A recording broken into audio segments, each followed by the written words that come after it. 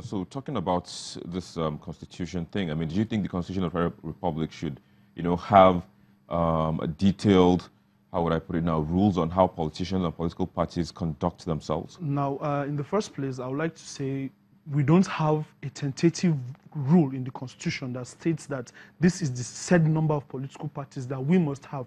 Now, it brings me to a point where, you see, I always come back to the people we are copying. We're a copying nation. We have bipartisan, like in the US, it's a bipartisan political system. You are either a Democrat or a Republican, or if you want to, you contest as a private, yes, a independent candidate. In UK, the same thing. But here right now we have, I think, 90-something registered political parties. And then we still have, now what happened at the pact? You have a lot of people wanting to come together to produce a candidate. Now, in 2015, several parties merged together and adopted a presidential candidate while still maintaining other candidates do you understand? Now, what are we doing exactly? What are we trying to say? If we can't lead a bipartisan leadership, because at the end of the day, when election day comes, we only hear of two parties. So what's happening to the others? We only hear two strong candidates coming from two strong parties, and then we have 90-something political parties. Now, the Constitution has to lay categorically and state out, are we going to continue? Because tomorrow, you and I can stand up and say, let's register a political party, and then we flag each other as the presidential candidates and the running mates, and then everything is cool. We're registered and we can contest. But knowing fully well that we might not get to the echelon of everything, and then at the end of the day, we'll now adopt a consensus candidate because of maybe we're looking for a political appointment by running or something. I don't know what we're trying to achieve by all this we're doing, but I think the Constitution has to be clear on certain things, because as it is now, the polity is confused. The politicians themselves are confused, and we're yet to see what will come out from all this that is happening right now. We have too many presidential candidates, and then at the end of the day, you only get two. Then they'll come together and say, okay, let's adopt one person. So what actually were you running on? What did you have for the nation? What soul? Like he said, our political parties don't have a soul. Am I a Democrat? Am I a Republican? Why are you actually in that party? Let's just hold it for a bit. The Constitution has to address that. Very, very important. No problem. So, but I'm beginning to think, if the politicians need, if the Constitution rather needs to address, because I think there are other things that the Constitution is even yet to address. So I think, don't you think it would be overstretching? Now you see, or are you calling for a total overhaul of the Constitution? Exactly. Now I'm calling for a total overhaul from, generally the Constitution is supposed to be the binding document on which this nation stands, and then every other thing revolves around the Constitution. Now, you can't drive anything without consulting the Constitution. Now, two things I want them to fix.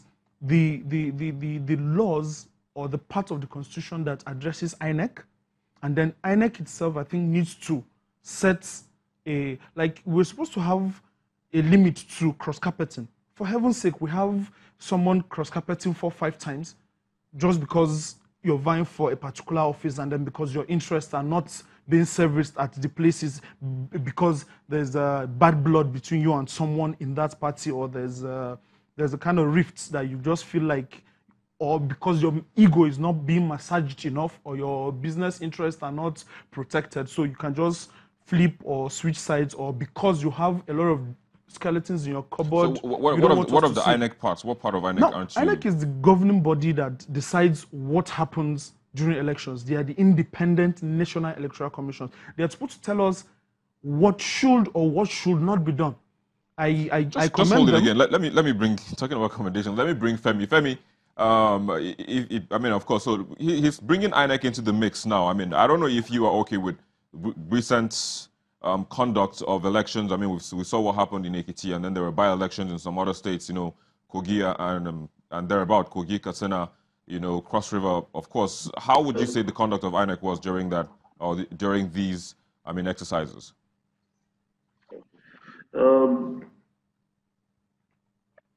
To think them, I'll give them a pass mark.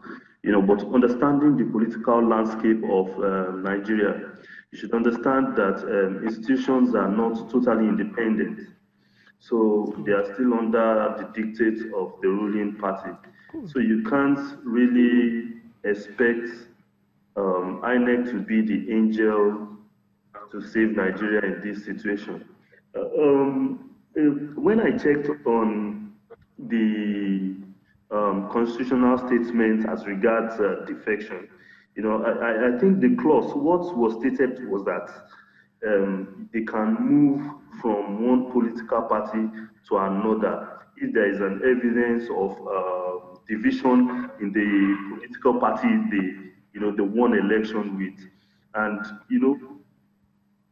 so what happening, that simple clause, they use that simple clause, they have created a format, to of course use that simple clause to just move from one party to another. And that's why you see that even before they moved from APC to PDP, they have created the RAPC through around the little news reports, and that will serve as the division. And of course, they All moved. right. On the other Femi, hand, Femi, just hold it for a bit. We'll take a quick break and we'll come back to continue. okay. But so just hold your thought for a second. I mean, we'll take a quick break and we're back in a moment. Please stay with us.